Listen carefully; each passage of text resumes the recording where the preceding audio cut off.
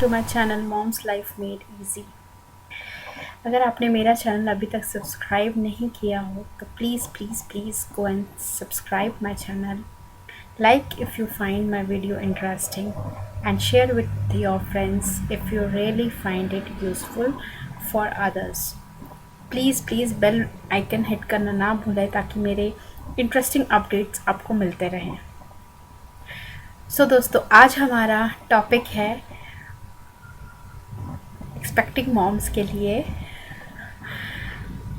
जो टॉपिक मैं आज आपसे शेयर करने जा रही हूँ वो है टिप्स टू हेल्दी प्रेगनेंसी। ये काफ़ी इंटरेस्टिंग टॉपिक्स हैं उन मॉम के लिए जो अभी एक्सपेक्टिंग है, इनिशियल फर्स्ट सेकेंड या थर्ड ट्राइमेस्टर में है, ताकि वो लोग अपनी प्रेगनेंसी को काफ़ी हेल्दी, इंटरेस्टिंग, लविंग, केयरिंग बना पाए। सो चलिए दोस्तों, स्टार्ट करते हैं। पहले एक नोट से कि प्रेगनेंसी एक कैसा फेज़ है। प्रेगनेंसी एक बहुत इंटरेस्टिंग फेज़ है जिसमें एक मदर के लिए एक बहुत ही बड़ा ट्रांजिशन फेज़ होता है, जिसमें she enjoys a life within her. जिस दिन से वो प्रेग्नेंट होती है उस दिन से शी स्टार्टेड थिंकिंग कि ऐसा मैं क्या करूँ जिससे मेरा बेबी और मेरा हेल्थ अच्छा रहे। I should go for a normal delivery, I should find the whole trimester very very very easy going and मैं बहुत इन्जॉय करूँ और बहुत सारा पैम्पर मिल पाए मुझे। All this things she has a concern once she is pregnant.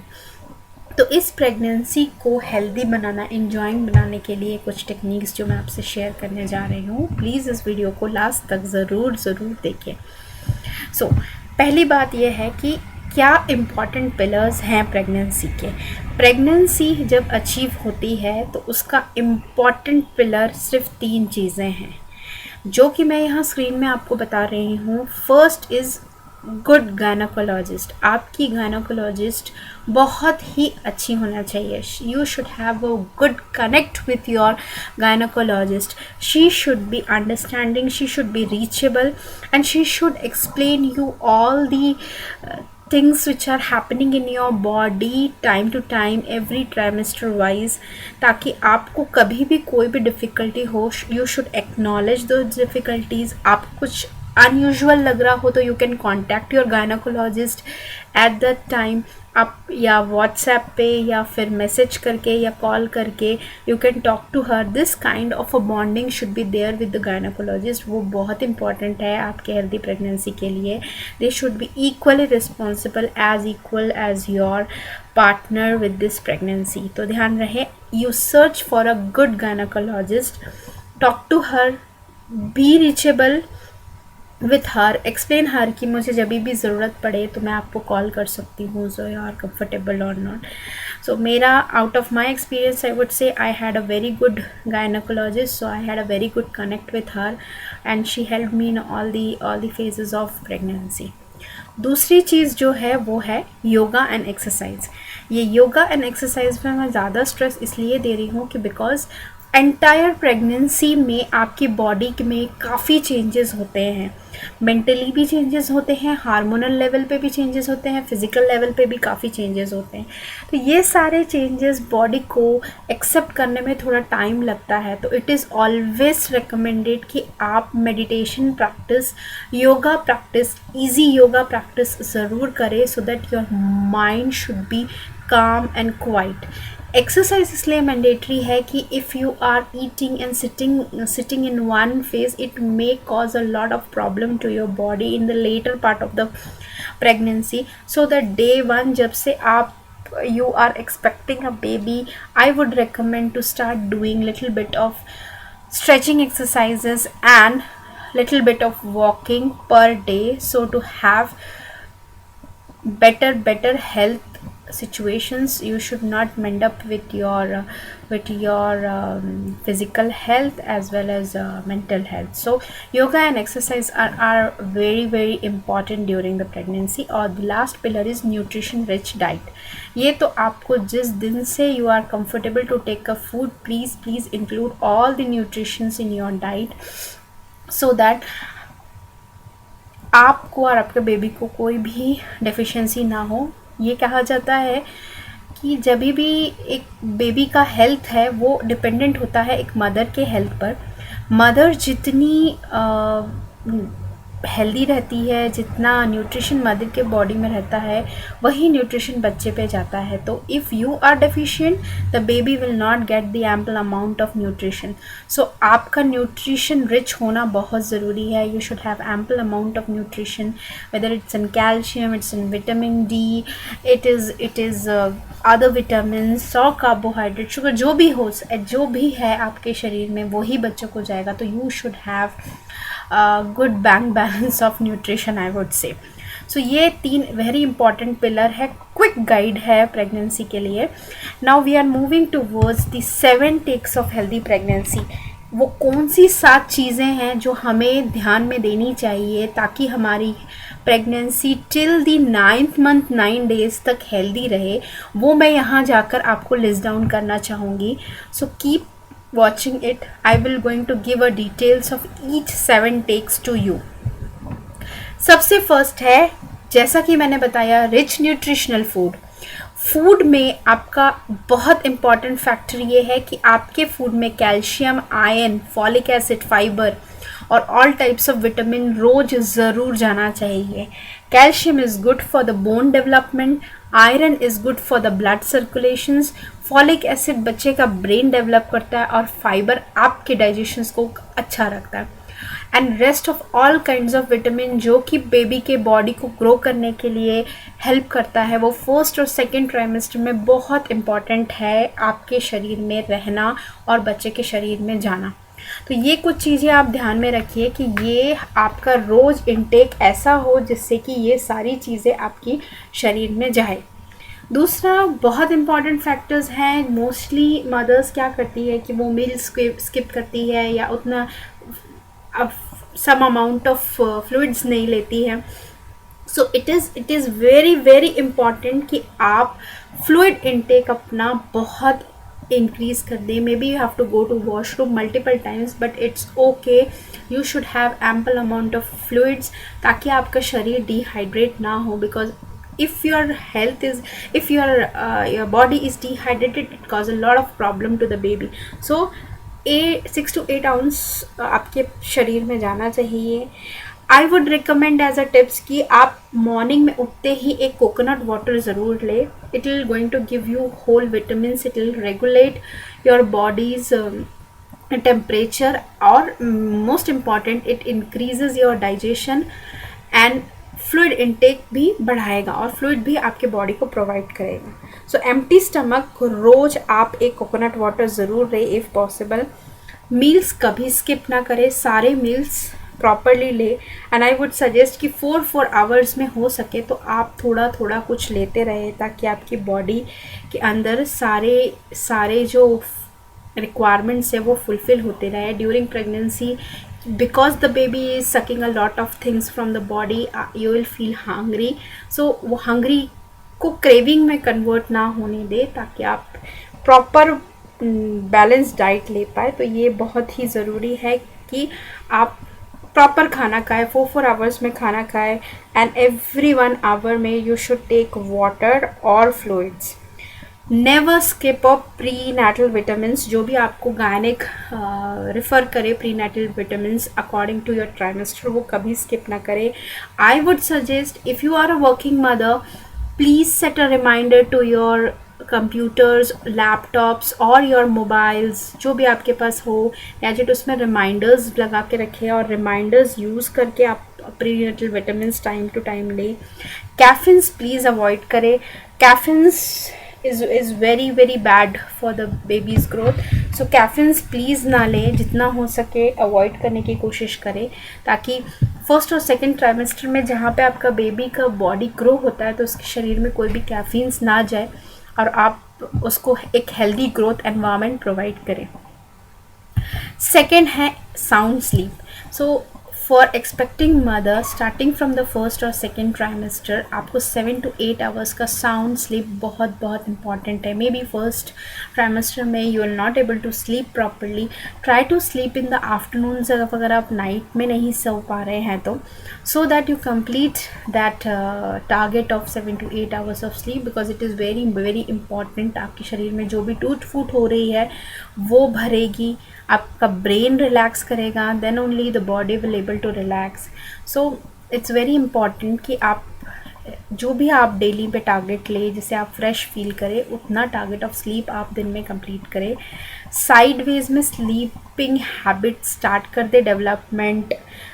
Starting from your first trimester से ही आप हैबिट डेवलप करें कि आप साइडवेज में सो. आइदर आप लेफ़्ट साइड और right side. I would recommend left side, because left side सोने से बॉडी का सारा मेटाबॉलिज्म सब कुछ ठीक रहता है. डाइजेशंस वगैरह डॉक्टर्स सजेस्ट कि बेटर होता है अगर हम लेफ़्ट साइड में सो. तो साइडवेज सोने का हैबिट डाल दे, बिकॉज लेटर प्रेगनेंसी में will not be able to sleep on your back.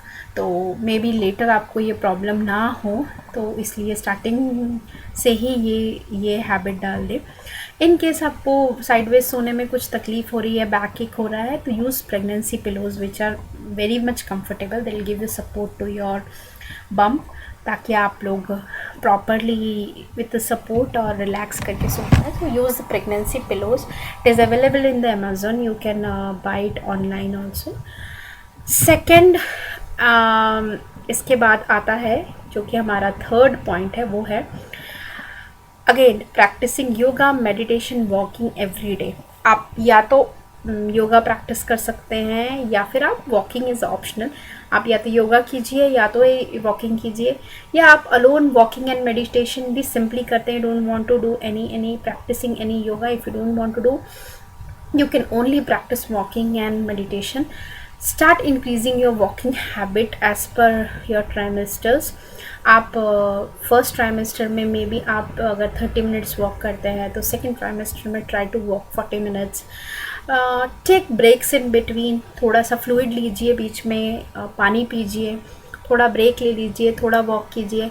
In third trimester में भी आपको थोड़ा डिफ़िकल्टी हो इतना वॉक करने के लिए, तो ट्राई ओनली 30-20 मिनट्स और या 1 आवर. अगर आप वॉक कर पा रहे हैं तो do 1 hour of walk, but take breaks in between. Don't get yourself exhausted. कहीं पे ज़्यादा पेन या फिर स्ट्रेस ज़्यादा ना हो बॉडी में, but take this very very religiously. Yoga is helpful for your brain as well as your body. आपके muscles जो है body के, वो expand होते हैं during pregnancy. So it is always good you do some yoga practice so that strengthening of muscles will remain the same. Meditation is good for your mind, ताकि इतने जो metabolic changes plus health issues जो भी आपके body में हो रहे हैं, mind will slowly start accepting those changes. It will keep proper rhythm between your mind as well as your brain, your thoughts all will come in the rhythm if you'll do meditation, walking and bit of yoga. Stretching exercise अगर आपको दिन भर में time नहीं मिलता है, तो थोड़ा ट्राई कीजिए कि before going to bed do some stretching exercise, so that in case of further pregnancy, further in the sense of second third trimester of the pregnancy, आपको में भी हो सकता है लेग क्रैम्प्स या बॉडी के किसी पार्ट में क्रैम्प्स आते हैं. तो if you do little bit of stretching it may not occur. So that is kind of must things for healthy pregnancy. Fourth point है टेक सनलाइट. ये भी मैं बोलूँगी it's very very important thing. आप 10 to 15 minutes daily morning में थोड़ा सन से expose रहिए, थोड़ा सा सनलाइट लीजिए. So the vitamin D deficiency if you have, क्योंकि आजकल अर्बन एरियाज़ में vitamin D is a common deficiency to everybody. Even doctors को भी ये डेफिशिएंसीज आजकल हो रही है. तो मे भी हो सकता है कि आपके शरीर में जितना विटामिन डी हो वो बेबी ले, but you will not get ample amount of vitamin D for yourself. So इसलिए ये मस्ट है कि आइदर जो भी आप वॉकिंग शेड्यूल फाइंड करते हैं, तो do it in the morning so that you will have sun as well. So try to have sunlight once in a day. Fifth है अवॉइड बेंडिंग। ये स्पेसिफिकली मैं बोलूँगी कि starting from the first trimester से लेके third trimester end तक, please don't try bending on your stomach. If you want to sit with your knees bend करके आप बैठना चाहो तो बैठिए, but don't bend with your stomach. It's very very risky position because your uterus is expanding. If you bend through stomach, it may cause a rupture of amniotic sac. So please keep it in a mind that don't bend on stomachs. Weight lifting भी मत कीजिए because weight lifting creates a pressure in the back and the mid part of the body, तो उसमें भी हो सकता है कि it cause a problem to you. So household work जिसमें भी ये कुछ ऑप्शंस आता है, so hire a maid for that और get it done by somebody, but you don't do it because if you do it in first trimester, it is very very risky to have miscarriage, and in the last semester it may cause to a premature delivery also. So don't try even doing all these things. Sixth point जो कि मैं आपसे suggest करूँगी कि track your weight gain. आपके body में abrupt weight gain कहीं नहीं होना चाहिए। ऐसा ना हो कि आपके बॉडी पे बहुत ज़्यादा 1 और 2 ट्राइमेस्टर में बहुत ज़्यादा वेट गेन हो जा रहा है। So much of weight gain is of no use actually during the pregnancy, because इतना ज़्यादा वेट गेन होने से later post delivery you will not be able to take care of the baby. So it is good that आपका 1 kg 2 kg per month अगर weight gain हो रहा है, that's a good sign. Talk to your gynec first that how much weight you need to gain up to carry the baby till 9th month. Whatever they suggest, try to be within those limits. Don't gain much of weight.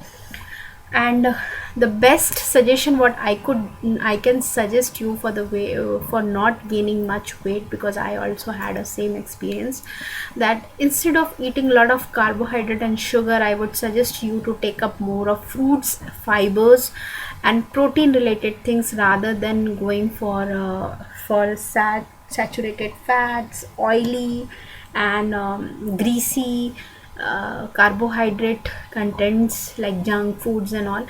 So if you follow only fruits and some of the protein related things, you will not going to take up more weight.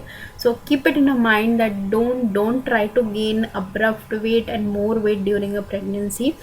7 to 8 kgs are the minimum requirement of the body, which comes with the baby's weight. That is something is required. Additionally, you can gain up some 4 to 5 6 kgs, that's it, but more than that it's not something we should suggest, because later part of the pregnancy, maybe due to more of weight gain, you can go for the you may have gestational diabetes or some other weight related consequences with the pregnancy. So it is always good that we should not get much weight during the pregnancy. Talk to your gynec, whatever she suggests should be the best one.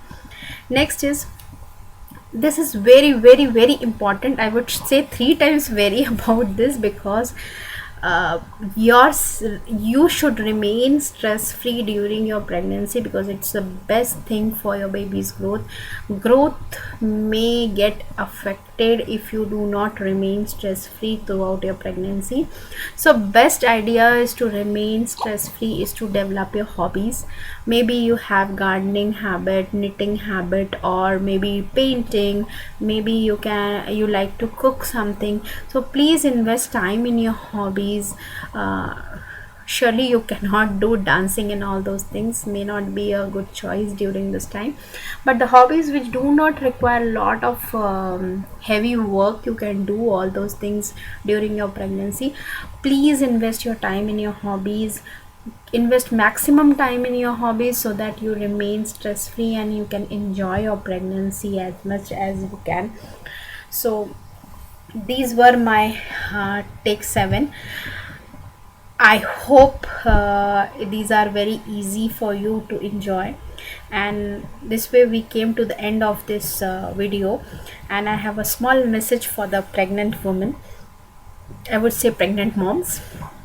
So I would like to share with them that pregnancy is not only a time in a life where you fall in love with someone uh, whom you have never met, because in your partner you met and then fall in love with him.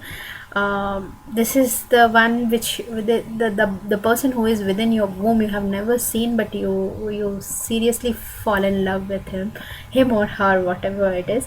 So keep enjoying this love, pregnancy and bonding.